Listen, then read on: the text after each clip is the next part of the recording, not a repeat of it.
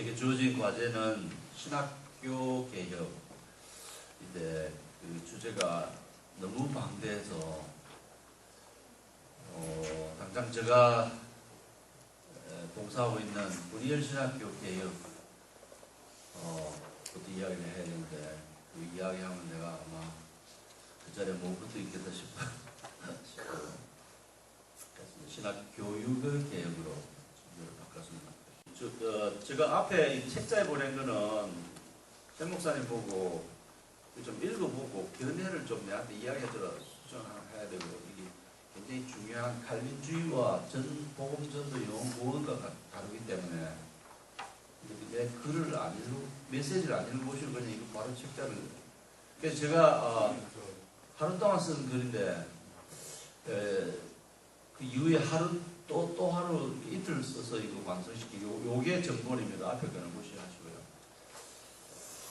젊을 때 연구도 많이 하시고 하셔야 되는데 제가 이걸 작업을 하다 보니까 굉장히 지금 옛날 같은 막 하룻밤에 쫙 할 수 있는 일을 굉장히 힘들어진다는 걸 느꼈습니다. 부산총회 WCC 부산총회가 저기 제목이 지형변화 시대의 신학,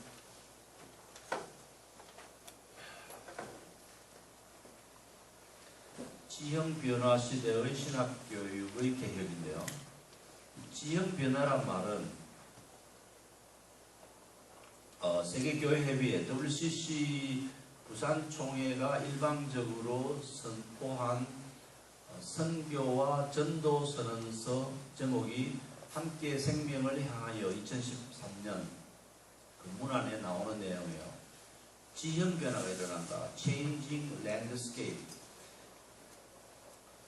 이게 유럽이 복음의 요람이던 유럽의 기독교인들이 인구가 급격하게 줄어든 정도가 아니고 거의 썰렁한 폐광에 거미줄 쳐지는 것처럼, 실제로 미국에도 그런 교회를 제가 들어봤는데요. 1000명 모이는 교회에 교인들 40명 정도 앉아서, 어떤 데는 한 500명 모이는 교회, 교인 한 10명 앉아서 예배를, 그런 교회를 이야기합니다. 교회가 거의 죽은 교회죠. 그래서 이 남반부, 지구의 남반부 아프리카, 남미의 기독교인이 많고 아시아의 기독교인이 많아졌다. 그래서 이제 기독교 인구 분포의 지형 변화가 일어났다, 그런 뜻입니다. 자, 그러면 WCC 정도 되면 선교단체, 교회협의단체니까 왜 이게 일어났는가를 면밀히 연구하고 대책을 세워야 되는데, 그 선교와 전도 선언문이 제목이 그래서 Mission and Evangelism 선언문, Declaration인가 뭐 그런데, 함께 생명을 향하여인데 거기에 그걸 분석한 말이 전혀 없어요. 힌트가 하나 있는데, 이민 현상, 이민을 많이 가기 때문에 이런 현상이 왔다라고 답을 합니다. 그래서 제가 이걸 분석하는, 그래서 진짜 그거는 공색한 변명이다.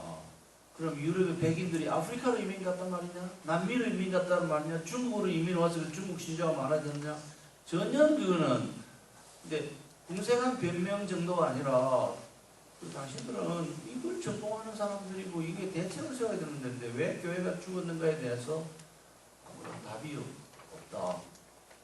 그게 더 답답한 일이다라고 제가 글을 써서 발표한 적이 있습니다. 자, 이런 현상 중에 이제 일어나는 게 미국에도 보니까 교회들이 급격하게 수가 줄어드는데, 제가 바로 그 본문을 들어있어요. 풀러 신학교가 파사데나라고 하는 곳에 캠퍼스가, 저 한 번도 아직 안 가봤지만 캠퍼스 좀 큰 캠퍼스인데, 그것을 굉장히 크게 축소시켜가지고, 거기 어디 나오죠? 3분의 1인가 축소시켜서 한 30분 거리에 새로 땅을 만한 캠퍼스를 다시 짓겠다. 그러니까 이렇게 큰 캠퍼스는 팔기로 하고요. 그 이유가 학생 수가 대폭 줄어들고, 그동안 이제 한국 사람들에게 그 목회학 박사과정 뭐 이런 걸 많이 개설해서 학교 개념을 재비를 봤는데, 한국 사람 줄어들어서 한국 교직원, 교수 직원 6명을 해임을 시켰다는 이야기를 들었습니다. 이제 그런 변화가 이제 일어나는 게 정상적으로 학교에 등하교하는 학생 수는 줄어들고 인터넷으로 공부하는 학생 수는 대폭 증가되는 현상을 맞이해서 학교를 이제는 더 이상 캠퍼스와 관련시키는 건물을 학교로 보는 그 시대는 끝났다라고 사실상 선언을 하고 조그마한 캠퍼스를 만들어 그거는 헤드쿼터 역할만 하고 이제는 온라인으로 교육을 시키는 제도로 바꾸겠다고 해서 그래서 그 유명한 VMware라고 하는 이 소프트웨어 업체와 함께 신학교육을 혁명적으로 개혁하는 거죠. 개편. 오늘 주제와 이제 맞는 이야기입니다. 이렇게 방향을 설정했다는 그 이야기고요. 미국의 다른 신학교들도 굉장히 많이 위축, 그리고 학생 수가 감소되었습니다.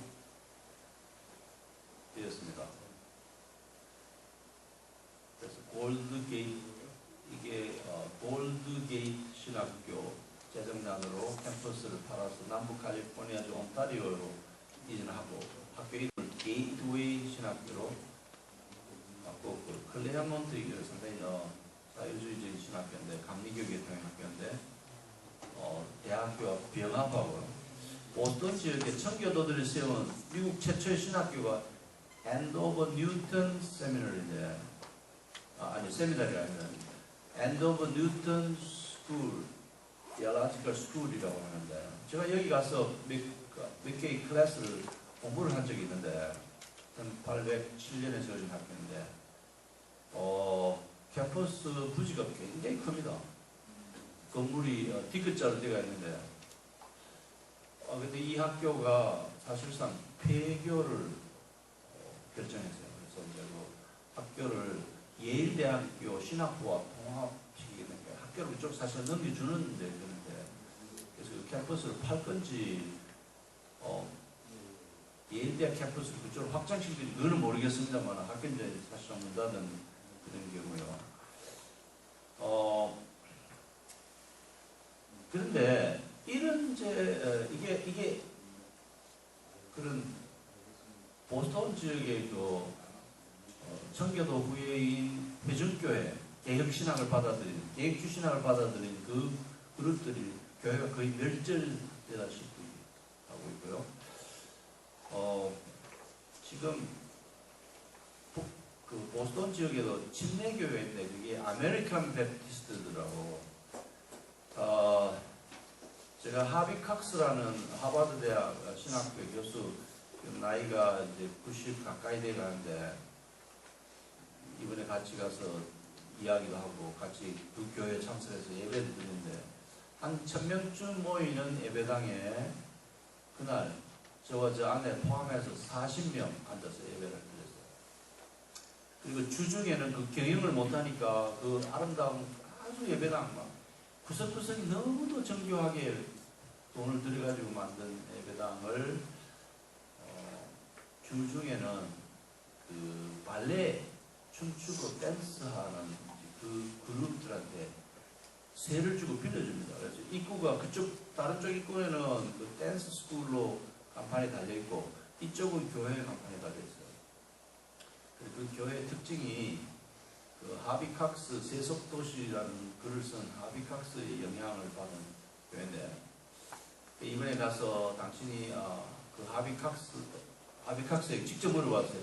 당신 60년대 쓴 그 책에 대한 확신이 지금도 여전하냐 하니까 많이 바뀌긴 했지만 하나님의 역시 세속 사회 속에서 세속 영역 속에서 하나님 역사하신다는 건 아직도 불변하다 이제 그런 이야기를 했는데 그러니까 어떤 남자 게이 하나가 일어서서 오늘 이 교회 처음 왔는데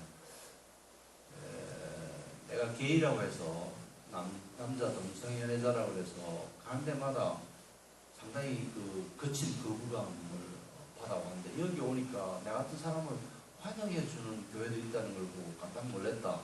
뭐 그런 이야기하고 흑인 환영하고 그 다음에 이슬람 무슬림들이 교회 안에 뭐 많이 와 있어요. 무슬림도 환영하고 그래서 이게 기독교 본래의 정체성과는 아주 먼 그야말로 세속화된 세속화 교회는 세속화되어야 된다는 게 세속도시의 핵심인데 그리고 세속화된 결과가 뭐냐 교회가 결국 문 닫게 됐다는 게 그런 거예요.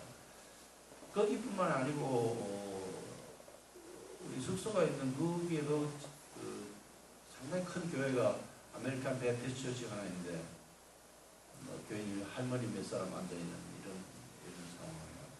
미국의 남침내에는 조금 낫습니다. 남침내에도 듣자 하니 사우스 웨스트런 세미너리가 학생이 약 4,000명 되는데 지금은 1,000명 정도로 줄어들었다는 이야기가 있고요.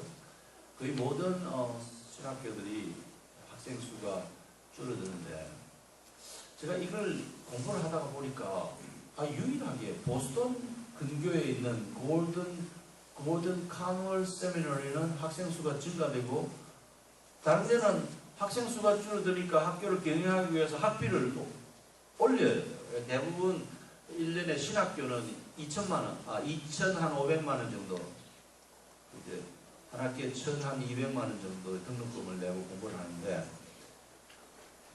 고든 카누얼 세미너리는 수업료를 낮추고 학생이 훨씬 많아졌어요. 참 특이하다. 이게 연구해볼 만하다. 근데 아마 동부 지역에 많은 교회들이 복음 읽고 교회가 시들어가 하고 하니까 신학교를 오히려 이제 골든 코너 신학교를 보내고 그래서 이제 그 신학교는 학생 수가 좀 많아지는 이런 흐름이 있는 것을 보았습니다. 4페이지 신학교 언제 시작되느냐 좀 그려보시고요. 5페이지 7글부터 제가 좀 하고 싶은 이야기 여기 있습니다. 제가 몇 시까지 할까요? 지금 10시 5분 전인데. 예? 1시간 동안요. 그럼 요거 조금 심도 있게 이야기하겠습니다. 이게 개혁주의 신학, 개혁 신학을 표방하는 여러분들이 실제로 고민해 봐야 될, 특별히 저와 함께 고민해 봐야 할 상당히 큰 이슈가 여기 담겨 있습니다. 개혁주의 전통은 일반적으로 복음 전도와 영혼 구원 그리고 선교지 현장에서 별로 탁월성이 없다라는 평판이 있어요.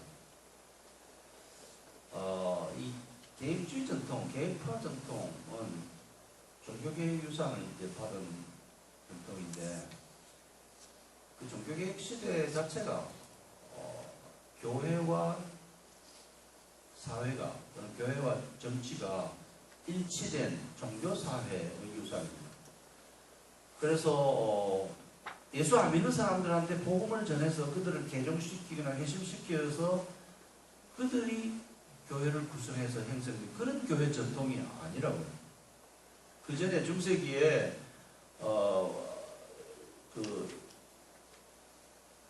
칼을 들고 한 지역에 들어가가지고 정복해가지고 목에 칼을 떼고 예수 믿을래 안 믿을래? 그렇습니다. 동네 사람들 강가로 불러내가지고 예수 믿겠다는 사람은 저 강에 뛰어 들어가지고 스스로 세례를 받아라. 그러면 이제 그 사람들 살려주고 안 믿겠다는 사람 거기 당장 칼로 죽였죠. 그러니까 전도하기 굉장히 쉽습니다. 목에 들어 니 죽을래 살래? 예수 믿어라.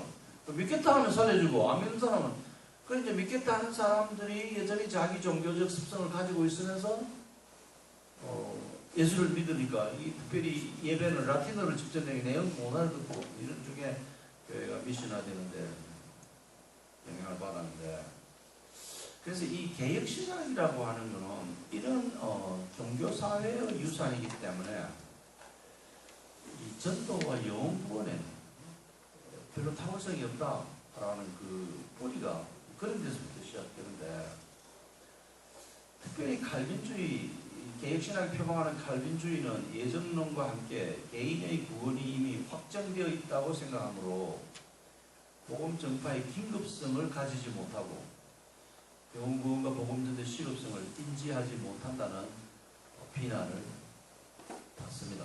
이게 아주 현실이기도 하고요. 근데 아이러니하게도 제가 먼저 이 아이러니부터 먼저 이야기하면, 기독교 역사상 가장 위대한 신학자 바울인데, 바울은 칼빈주의자입니다. 바울은 칼빈주의 등장하기 전에 어떻게 칼빈주의가 됐냐 하는데, 실제로 바울이 이야기한 모든 내용은 칼빈주의에 해당돼요. 그래서 바울은 개혁신학의 구원론을 제시한 분인데, 바울은 칼빈주의 구원론 형성의 결정적인 신학적 이론을 제공하고, 바울이 제시한 칼빈주의 구원론은 하나님 선택과 예정을 포함한 칼빈주의 교리, 5대 교리를 통해서 알려지고 이게 확산되었고 되고 있습니다. 또 다른 한 아이러니는 칼빈주의가 복음전도에 탁월하지 않다는 이 일반적인 견해에도 불구하고 기독교 역사는 이 주장이 사실이 아님을 증명하기에 충분한 증거를 가지고 있습니다. 역사적으로 위대한 선교의 열매를 맺은 사람들은 거의 다 칼빈주의자들이었고, 교회사적 증거는 칼빈주의가 복음전도 현장에서 타월성을 발휘하지 못하는 신학체계라는 비난을 무색하게 할 정도로 칼빈주의자들로서 복음전도에 열정을 가진 사람들이 많습니다. 그 사람 누구냐? 그 밑에 쭉 있는데요. 그리스도의 복음은 칼빈주의가 포강되기 위해서 주의 백성들이 하나님의 주권과 은혜의 교리를 마음 깊이 간직할 때 가장 유성하게 드러났는데, 윌리엄 캐리 그 윽박을 박차고 나가서 인도에서 그리스도의 복음을 전했고요. 열정적으로 그는 근실한 칼빈주의자로서 침례교 선교부를 창설했습니다. 침례교 가운데 개혁신학을 가진 사람 수가 상당수 있습니다. 물론 다수는 아니고 소수이긴 하지만 지금도 그래요. 미국에도 보면 침례교회인데 개혁신학을 표방하는 사람이 좀 있습니다.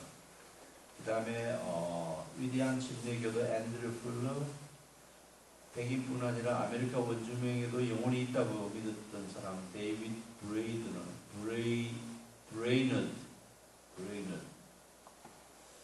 아메리카 원주민에게 영혼이 있다고 믿다는 표현이 좀 특이하다니까, 다른 사람은 영혼이 없다고 생각해요. 동물처럼. 이 사람도 사람이다 이렇게 생각합니다. 이 사람이 한 말이, 나는 그때 두 가지 욕망을 가졌습니다. 하나는 내 자신의 성화이고 다른 하나는 하나님이 택하신 자를 불러 모으는 일이었습니다 라고 말했고요. 그 다음에 우리가 많이 인용하는 조지 위필드 칼빈주의자였고, 지금 제가 조지 위필드가 세상을 떠났을 때 요한 웨슬레가 그의 그 죽음을 애도하는 아주 정중한 글을 써서 발표를 했는데, 이게 그 웨슬레 전집에 포함되어 있습니다. 제가 그걸 지금 그거 보고 복사해서 보내라고 했는데, 그래서 알미니안주의와 칼빈주의자들의 서로의 그 자세가 어떻게 해야 되느냐에 대해서 그 입장은 달리 하더라도 서로의 굉장히 정중함을 표현한 그걸 좀 취하고 싶은 생각이 있는데요. 어쨌든 위필드가 요한 칼빈과 함께 사역을 하다가 결국은 이 신학적인 구원론 체계 때문에 결별하고 독자적인 노선을 그렸고요. 그래서 칼빈주의가 위필드의 복음전도 여행을 방해했다는 말은 할 수 없고, 실적인 연민의 정을 가지고 죄인을 그리스도에게 돌아오도록 권면하는 데 열정적이었습니다. 영국의 칼빈주의자 로버트 머레이 맥쉐인은 40대 여전한 설교자인데, 제가 학부 때 영국에서 공부를 하고 돌아온 박 교수님이라는 분이 맥쉐인의 책을 읽으라고 영어로 된 건데 그걸 읽고 상당히 감동을 받는다. 굉장히 열정적인 설교자고요. 영국의 유명한 격렬한 설교자 하면 맥쉐인 이야기 나오는데 그 맥쉐인이 설교하던 강단에 사람들이 이제 그 교회당을 순례를 많이 여행을 많이 하는데 그래 어떻게 가이드 하는 장로님한테 물어본대요. 어떻게 하면 어떻게 그렇게 설교를 감동적으로 설교 시간마다 눈물을 흘리도록 그래 만들었습니까? 물어보면 가르쳐 줬더니 다시 따라오라 그래 강대상을 데리고 올라가서 이 강단 위에 턱을 보이고 두 번째 눈물을 흘려봐라. 턱을 보일 수는 있는데 눈물을 모른대요. 맥쉐인은 설교 때마다 눈물을 흘렸다. 네, 이런 그들은 칼빈주의자들이고 중국 선교사 앤드루 보나르 그 다음에 윌리엄 번스 그 다음에 존 링글리, 칼빈 낙스, 윌리엄 텐디, 라티머, 부샤드, 하킨스, 루더포드, 버년, 오원, 찬업, 굴윈, 드라벨 왓슨, 헨리 왓츠, 드라던 에드워즈, 뉴턴, 스펄전 이들이 공통점이 뭐냐 하면 하나님의 주권과 인간을 구원하는 하나님의 주권과 인간을 사랑하는 하나님의 은혜의 이 진리를 증거한 사람들인데 이들은 오히려 이 위대한 역사에 칼빈주의 복음 전도자 역사의 일부에 지나지 않는다는 것입니다. 칼빈주의는 그들의 왕성한 영혼 구원과 복음 전도를 방해했는가 그렇게 볼 수 있죠. 그런데 왜 그러면 제가 처음 제시했던 대로 칼빈주의는 복음 전도에 탁월하지 못하다. 예정론하고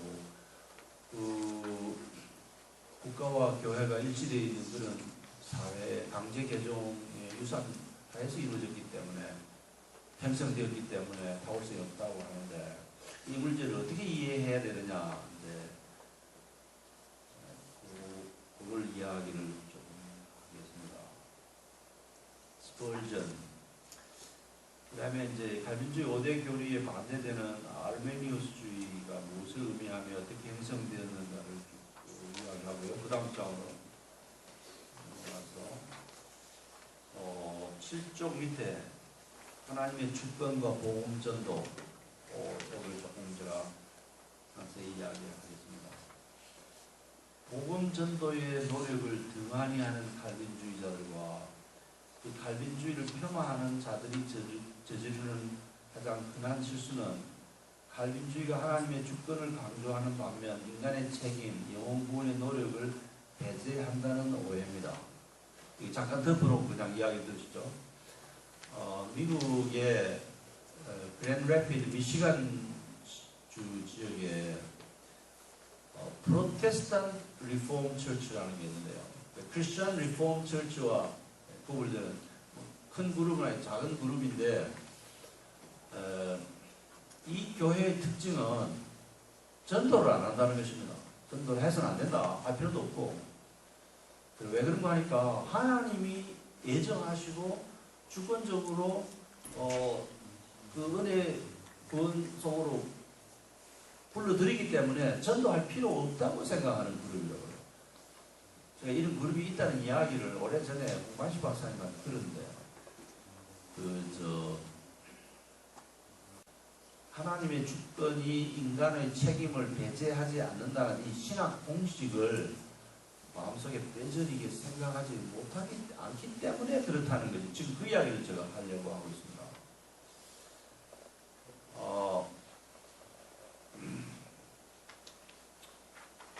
7쪽 밑에 칼빈주의 5대 교리의 요점은 십자가 구원입니다. 인간의 전적 타락을 인정하고 이 칼빈주의 5대 교리가 인간의 전적 타락 그 번째가 뭐죠? 제한된 세 번째가 궁극적 구원, 불가항력적 은혜, 성도의 견인. 근데 그 모든 체계가 지금 뭘 이야기하려고 하냐면 여러분 내가 이해하거든. 그 십자가 구원이라는 거예요.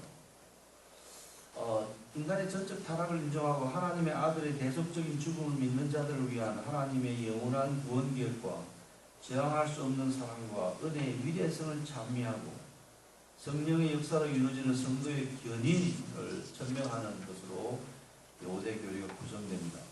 전적 타락으로 말미암아 소망 없는 죄인이 하나님의 위대한 주권적 구원 계획에 따라 그렇게 해서 주어진 저항할 수 없는 은혜로 말미암아 십자가의 대속 사역을 통해서 구원을 받는다는 그런 내용이 칼빈주의 5대 교리인데, 그 다음 8쪽, 인간은 예수를 그리스도로 믿음으로 구원을 받습니다.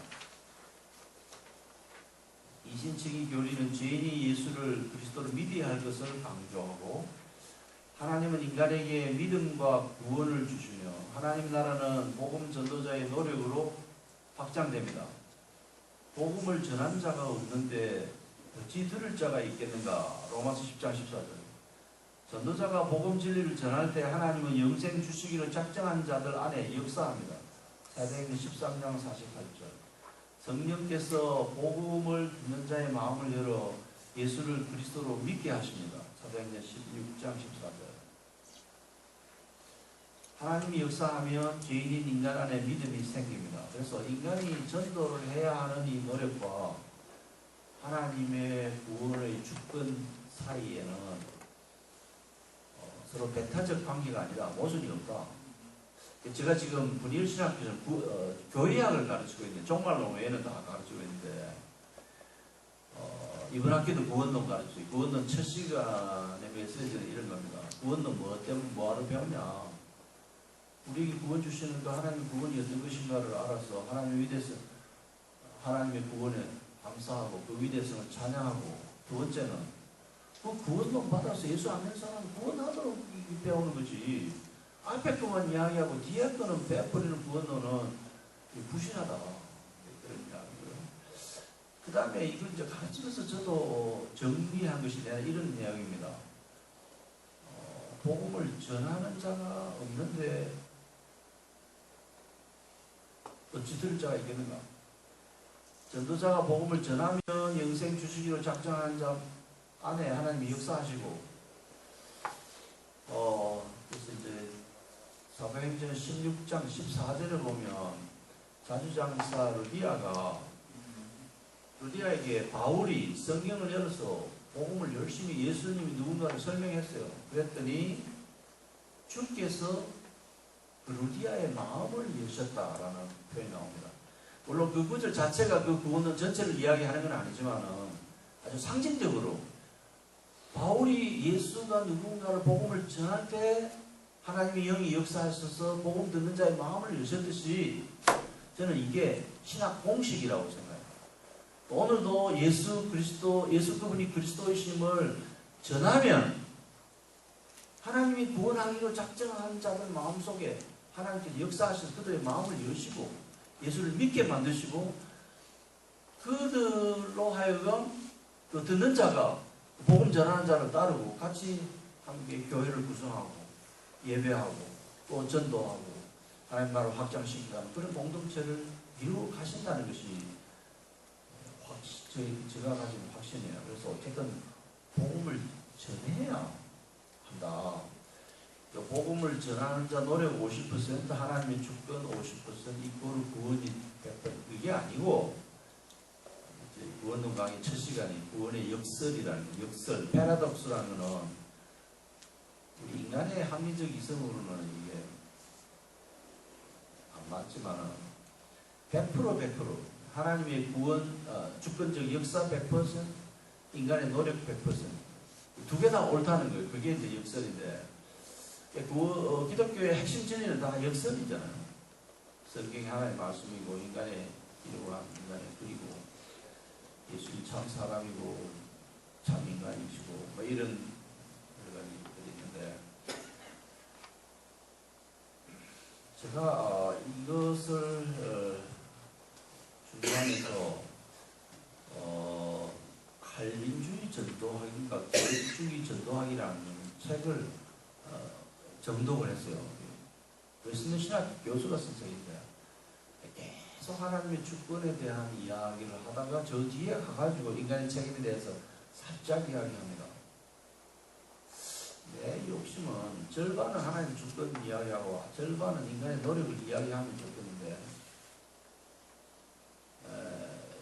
이게 이제 개혁신학 전통을 의식해서 하나님 주권에 대한 강조를 많이 하고요.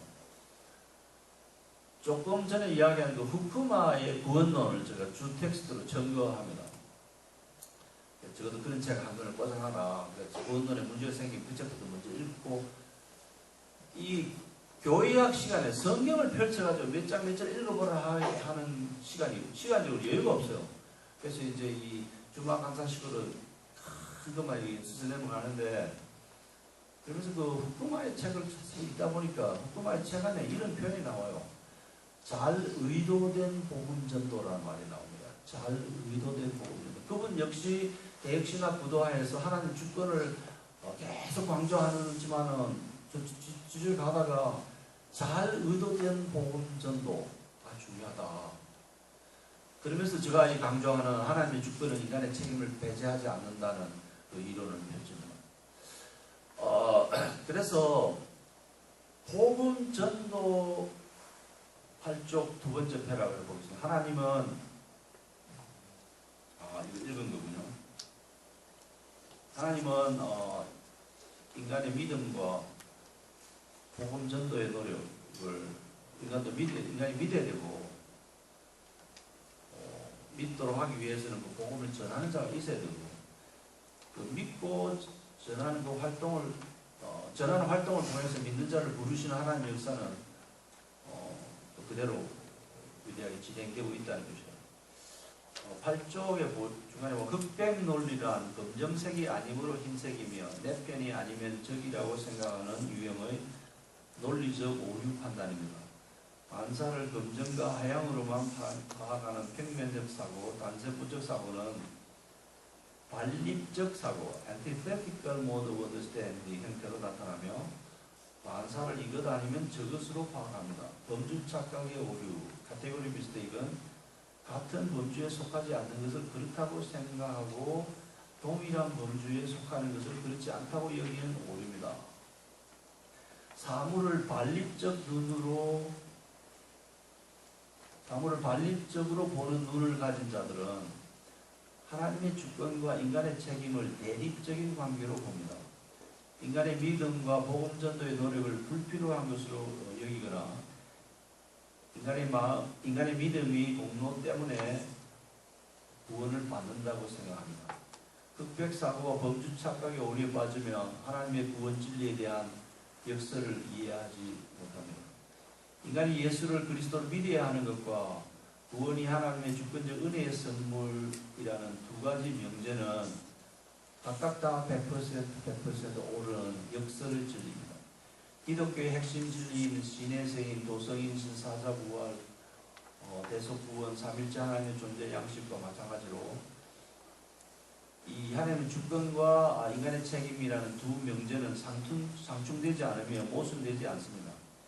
구원은 인간의 믿음과 하나님의 주권적 은혜가 합작하여 주어진 것이 아니고 신적 계시를 통해 드러난 하나님의 진리들, 역설의 진리들은 한계를 지닌 인간의 합리성에 근거하여 옳고 그름을 단정할 수 없는 것들입니다. 그래서 속령으로 끝내야 하는 진리들, 이게 속령, 독솔로지라는 말인데 이것은 네덜란드 신학자 벨카우어가 주로 쓰는 용어인데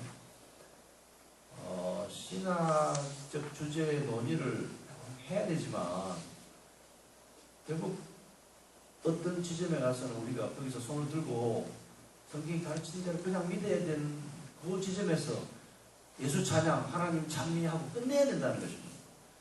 그게 이제 역설의 진리라는 거예요. 조금 전에 예를 들면 신의 세인, 하나님 세상을 이처럼 사랑하사 독생자를 주셨는데 그 하나님이 인간이 되어 오셨다든지 죽은 자가 부활했다든지 그러면 그냥 그래서 우리 동료 신학 교회학 교수 한 사람이 개혁교의학인가 책을 내고 부제를 성령으로의 신학이라고 하는데 우리말로 성령으로서의 신학, Theology as Doxology를 표현하는데 조금 우리말 번역은 우리말 어감면 조금 많이. 그래서 제가 그 책을 보고 출판한다고 이야기하고 근데 성령으로 신학 그거는 벨가오의 그 특허를 낸 듯한 벨가오가 전문적으로 사용하는 용어인데 미국 책에서 쓰느냐 그러니까 깜짝 놀라면서 나는 그 벨가오 이런 말 쓴지 몰랐다는 거예요. 약간 교회학을 쓰면서 벨가오 책도 안 읽고 교회학을 쓰면 교회사에 있는지 궁금합니다. 하여튼 계획파 신학의 이 특징 중에 하나가 이 인간의 논의를 깊이 하되 어느 지점에서는 우리 인간의 한계성 때문에 더 이상 진입할 수 없는 역설 이런 게 있다는 거예요. 그럴 때는 주찬미하고 그냥 성령으로 끝내야 된다는 것이죠. 인간은 믿음으로 구원을 받습니다. 믿음은 하나님의 선물이고 하나님의 주권은 인간이 예수 그리스도를 믿어야 하는 책임과 그분이 예수 그리스도라는 것을 전도해야 될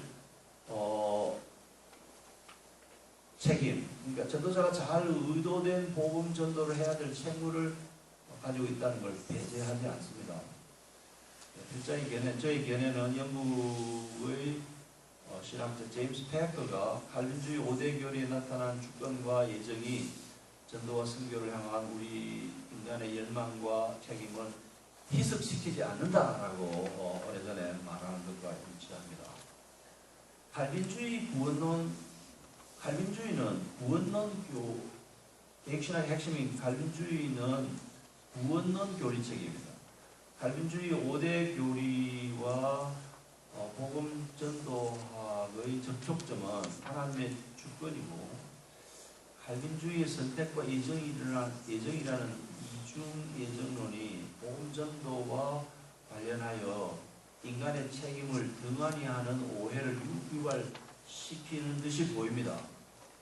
예정과 선택은 칼빈주의 구원론의 논리적 귀결, logical terminal이고 하나님의 전적인 주권을 설명하기 위한 일종의 신학적 산물, theological outcome, 일종의 논리적 연상, logical implication, 최종 목표 지점에 도달하기 위한 하나의 과정, a process for the destination입니다.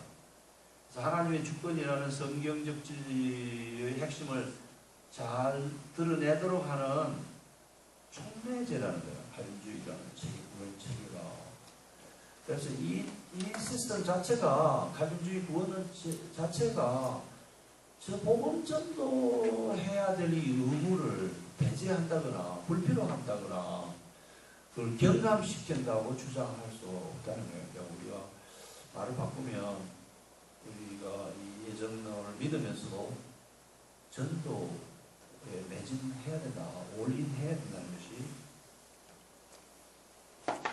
제가 강조하고 싶은 이야기입니다. 오늘 이 논문의 핵심은 이건데, 그 다음에 이제 미시어데이라는 것이 1960년대 본격적으로 WCC의 신학으로 등장해서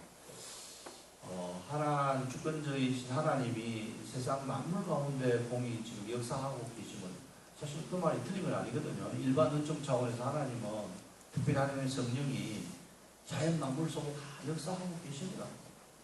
저 지리산 골짜기에 그 계곡을 타고 올라가는 미꾸라지 몇 마리의 생명체 움직임도 하나님 지금 다 통제하고 계시고, 달과 지구의 거리를 적당하게 조정하셔서 조금만 가까우면 다 얼어 죽을 건데 그 거리를 유지하시고, 태양과 지구의 거리를 조금만 가까우면 다 타 죽을 건데 그 거리를 유지하시는 분이 삼위일체 하나님이시고 성령이 주도하시고요.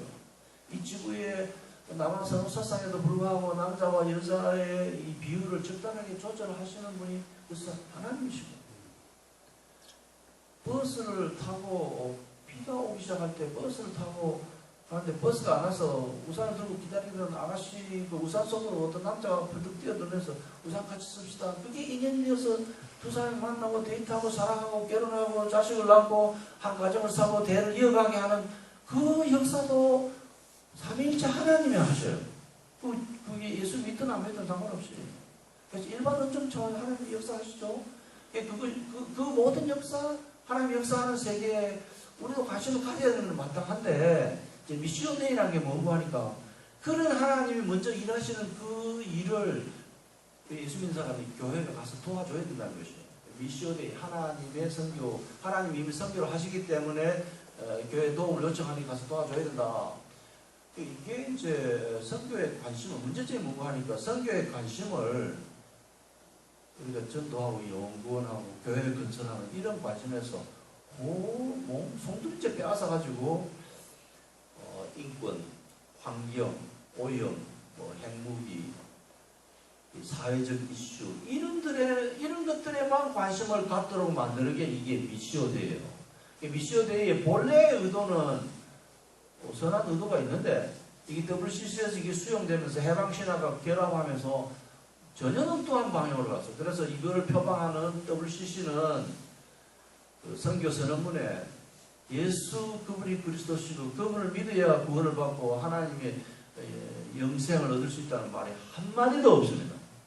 함께 생명을 향하여라는 부제가 붙어 있는데 그때 그 생명은 헬라어의 조에 예수를 믿음으로써 죄 용서 받고 하나님으로부터 받는 영원한 생명이 아니고 생물학적 생명, 바이올로지 할 때 나타나는 그 비오스, 그 단에서 바이올로지가 생기는데 비오스를 의미해요.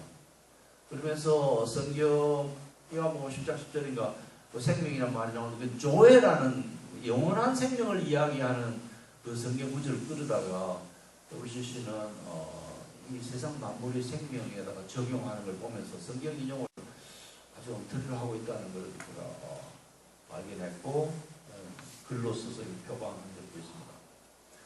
최근에는 공공신앙이라는 말이 많이 사용돼요. 이게 우리 시대에는 잘 안 쓰던 용어인데 공공신앙이 뭔가 하고 봤더니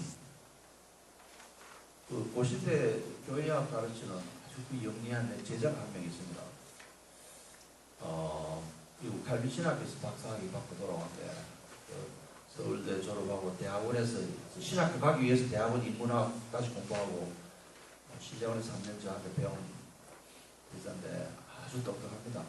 샤프하고 젊은 사람들한테 아주 인기 있고 용어 사용 자체가 우리가 쓰는 용어를 안 쓰고 20대들이 쓰는 용어를 팍팍팍 쓰면서 어떤 거 하시는데 이 공공신학에 대해서 논문을 발표하다가 그 공공신학이 뭐냐? 근데 가만히 이야기 들어보니까 공공신학이라는 게 칼빈주의 문화관하고 거의 다른 바가 없는 거예요. 칼빈주의란, 지금 아까 칼빈주의 구원론가가 가르치는데 칼빈주의라는 게 구원론 체계만 있는 게 아니고 칼빈주의가 하나님, 주권자 하나님이 이 세상 만사의 모든 영역에 다 개입하셔서 역사하시고 그걸 통해서 하나님의 영광 받으심으로 우리 기독교가 그 모든 영역의 책임을 가지고 있다는 그게 칼빈주의 문화관이거든요. 그게 앞에 있어 이야기한 미시오데이하고 앞부분이 같은 거예요. 그래서 그런 면에서 미시오데이나 심지어 해방신학과도 일치하는 부분이 있습니다. 칼빈주의 문화관은. 그런데 공공신학이라는 것은 이제 그런 칼빈주의와 이 해방신학이 관심을 가지는 이 권력과 분배의 문제 뭐 이런 등 미시오데이와 해방신학과 칼빈주의 문화관이 묶어져 가지고 기독교인의 사회적 책임, 문화적 책임, 도덕적 책임, 뭐 이런 정치적 책임 이런 것들을 논하는 게 공공신학이다.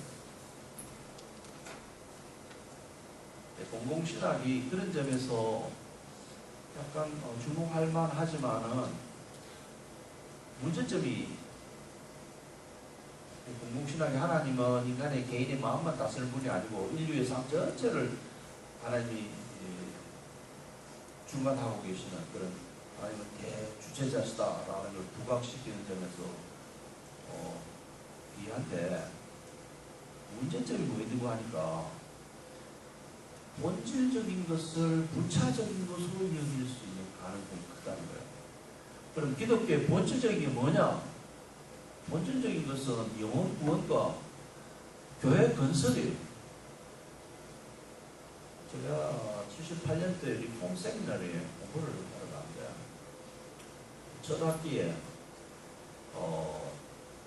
지금은 PCU, 당시엔 PCUS, 지금은 PCUS에 속한 목사 교수님이 선교학을 가르치는데 영혼 구원과 사회 구원은 이게 순서가 있다라고 내가 이야기하니까 그 교수님은 집요하게 저를 신념을 바꿔 놓으려고 거기 순서를 우열을 두면 안 된다. 두 가지 다 중요하다는 거예요.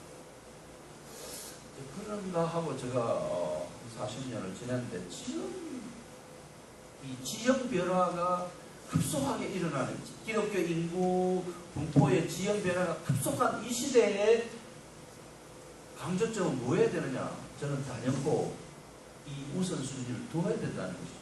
지금에 이르러서 내린 제 결론은 영혼 구원에 우선순위를 둬야 된다.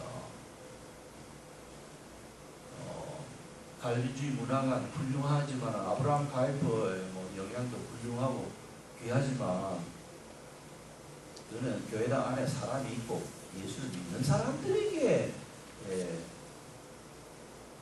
그리스도인으로서 어떻게 더 성실하게 충실하게 책임을 져야 될 것인가를 가르치는 것이지. 지금 예수 교회당 안에 텅텅 비고 사람이 없는데 미셔데이 갈비주의 문화가 해방신학 이야기하고 있으면 누가 그러면 그 일을 수행할 거냐? 수행할 사람이 없다는 거죠. 그래서 우리 신학 교육이 영혼 구원에 초점을 두고 칼빈주의 5대 교리가 절대로 복음 전도를 배제하거나 경히 여기는 시스템이 아니다. 오히려 그 칼빈 자놈의 주권은 인간의 책임을 강력하게 요구하고 있다. 이런 확신을 가지고 신학 교육이 이제는 복음 전도 오리엔테이션으로 바뀌어야 된다. 이 말을 오늘 제가 보고 싶습니다.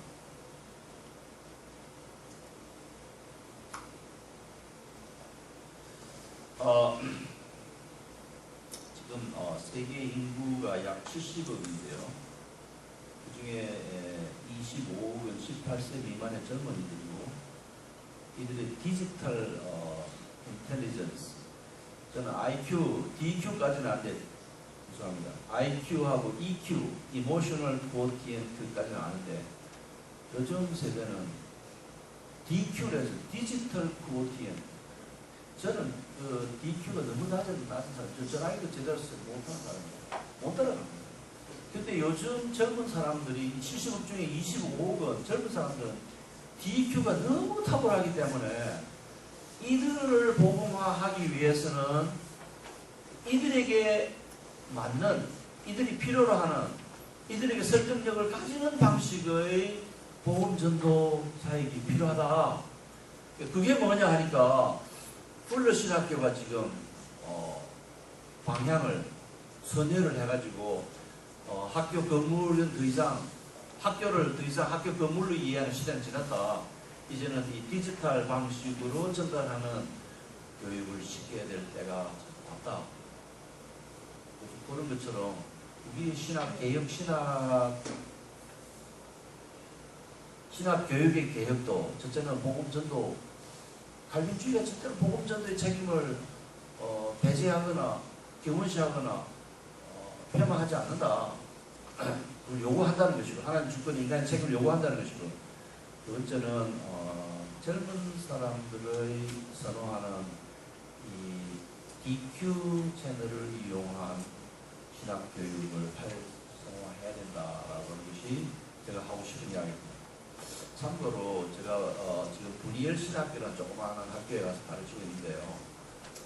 그래서 감사한 게 신학대학원 과정에 매년 30명 정도가 입학을 합니다. 특별한 노력도 안 하는데 지금 우리 이사장님이 나이가 90세이시고 부산에 분이엘 중학교, 분이엘 고등학교, 남자고등학교, 분이엘 여자고등학교, 예술학교 학교를 4개를 세우고 귀한 그런 분인데 또 어린한 분이에요. 영어를 굉장히 잘하시고 이런데 제가 처음에 가서 내 총장 월급 안 받을 테니까 월급 받은 것 가지고 2년 동안의 월급을 투여해서 내가 인터넷으로 공부를 할 수 있는 시스템을 만들 테니까 2년 후에 학교로 기증할게. 이 방향으로 갑시다 하니까 우리 직원을 통해서 연락이 오기를, 그러면 그 돈을 학교에다가 헌금을 하라는 거예요. 내가 월급 받아가지고 고소나에 학교 헌금하면 학교가 그걸 하겠다는 거다. 그러면 그 사람도 자기가 원하는, 직원이 원하는 사람, 교수도 직원이 원하는 사람, 기자재 사는 것도 직원이, 그러면 일이 안 돼요. 그래서 그럼 없던 걸로 하자고 했는데, 저의 꿈은 뭐였나 하니까 분이엘 신학교 학부 학생이 한 10명 들어오는데요. 성경을 가르치고 뭐 이렇게 해서 분이엘 여기 무슨 성북 캠퍼스, 분이엘 뭐 강석 캠퍼스, 분이엘 울산 캠퍼스, 분이엘 광주 캠퍼스, 분이엘 북경 캠퍼스, 분이엘 동경 캠퍼스, 분이엘 런던 캠퍼스, 분이엘 뉴욕 캠퍼스, 이렇게 해서 학생을 학부생을 확보하면, 그래 한 1000명, 2000명 뭐 학부생을 확보하면 신학대학원에 그 중에 한 100명 들어오는 거는 문제도 아닌데, 그렇게 하자 하는데 우리 이사장님은 그렇게 할 바에는 학교를 문 닫는 게 좋습니다. 교육이 안 된다는 게 눈과 눈을 마주쳐야 교육이 된다는 거예요. 그래서 간헐적으로 설득하다 지금은 완전히 포기했는데, 그 이사장님이 며칠 전에 저보고요, 그걸 하자는 거예요.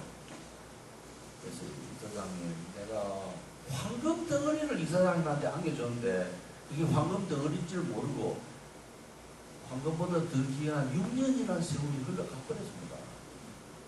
포기하셔야 됩니다.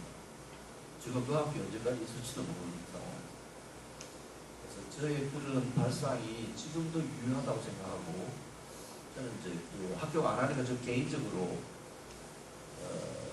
그런 시스템을 만들어서 제가 강의하는 강의를 더빙하면 다른 언어로도, 저는 중국어는 중국 사람은 중국어로, 영어는 영어, 스페인은 스페인어로 강의를 만들어서 잠자는 시간에도 내가 여기 잠자고 있는데 눈 뜨고 있는 지구 반대쪽 사람들은 내 강의를 동영상 틀어놓고 듣고 거기서 지도자하고 대화하고 이러면서 학습이 이루어지도록 해서 영혼 구원과 교회 건설에 매진하는 칼빈주의적 구원론의 확신을 가진 자들은 많이 양산해서 교회의 숫자가 가득가득 차는 그런 내일을 바라보고 전화점을 조금 보고 있습니다.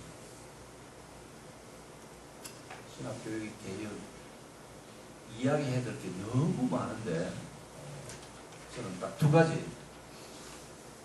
칼빈주의 구원론이 하나님의 책임과 인간의 하나님의 주권이 인간의 책임을 배제하지 않는다. 인간의 책임을 요구하신다. 잘 의도된, 루크마가 이야기하는 잘 의도된 복음 전도를 부지런히 해야 된다. 교회 성장 안 하고 전도가 안 되는 건 당신이 열심히 전도 안 했기 때문에 안 된다. 이렇게 당당하게 말할 수 있는 되고, 현장에 가서 당신 예수 믿어야 구원 받는다. 구원이 당신에게 달렸다. 이렇게 말하지는 않지만 당신 예수 믿어야 된다고 당당하게 말할 때고, 또 믿게 하시는 분이 하나님 선생님이시라는 거죠. 두 번째는 젊은 사람의 그 디지털 콘텐츠에 맞게 우리 교육 시스템을 바꿔가야 된다.